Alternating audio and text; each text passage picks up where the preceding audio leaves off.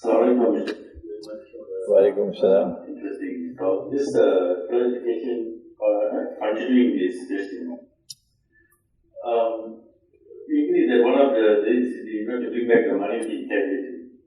But the political structure of today, global political structure doesn't allow that.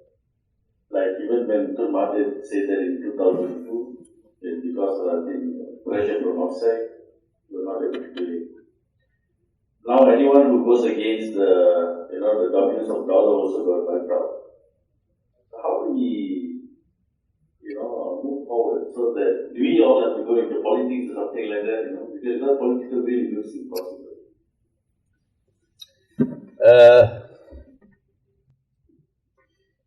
There is a ta'wil, an interpretation of the hadith, the famous hadith, in which the Prophet ﷺ prophesied that the river Euphrates will uncover a mountain of gold.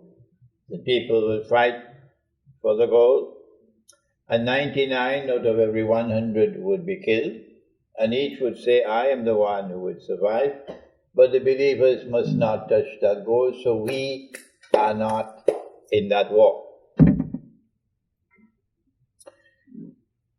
I have interpreted it, and Allah knows best, that this prophecy was fulfilled in 1974 when Henry Kissinger was able to fool King Faisal and get him to agree to sell Saudi oil for only US dollars. That is not a free and a fair market, Mr. Kissinger. You should be ashamed of yourself.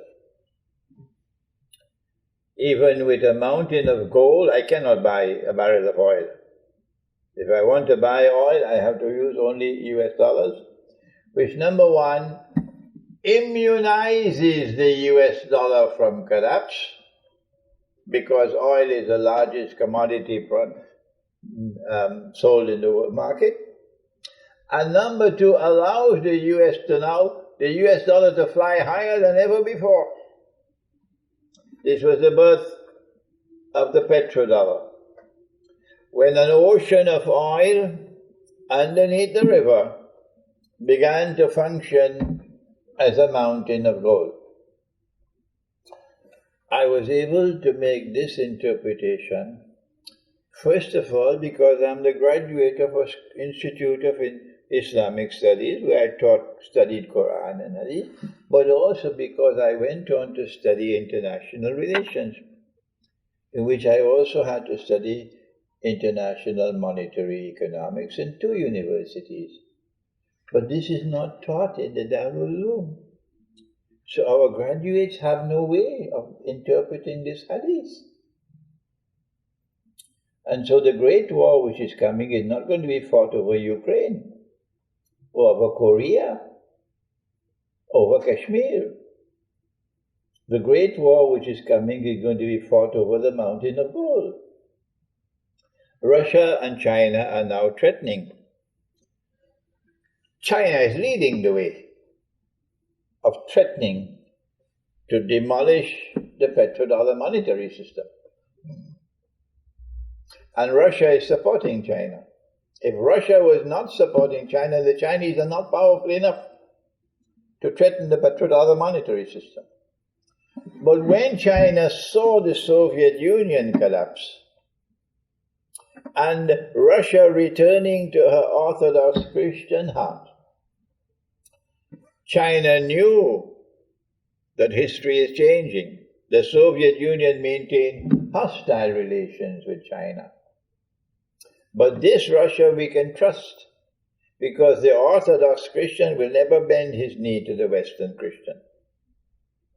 So then began the process which has now culminated with the Russian-Chinese alliance, which is the most momentous event in modern history since the birth of modern Western civilization. When the war takes place, that will be the end of the petrodollar monetary system. But the world is going to be much smaller after the Great War. We know that this Ummah will survive the Great War. Because as soon as the Great War takes place, a Muslim army is going to emerge to conquer Constantinople. That's my book at the back, Constantinople in the Quran. Why would a Muslim army want to conquer Constantinople? What's the rationale? Answer: when you study and you connect the dots, then you know. The reason why we want to conquer Constantinople is so that we can return Hagia Sophia to the Christians and say, this is your cathedral,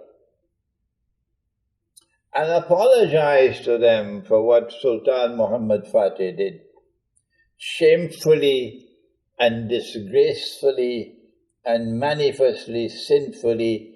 And I thank Allah that I have the freedom to speak, because I earn my livelihood as a writer. No one can fire me. Shamefully and disgracefully and manifestly sinfully, to take the cathedral and transform it into a masjid. So who will we fight?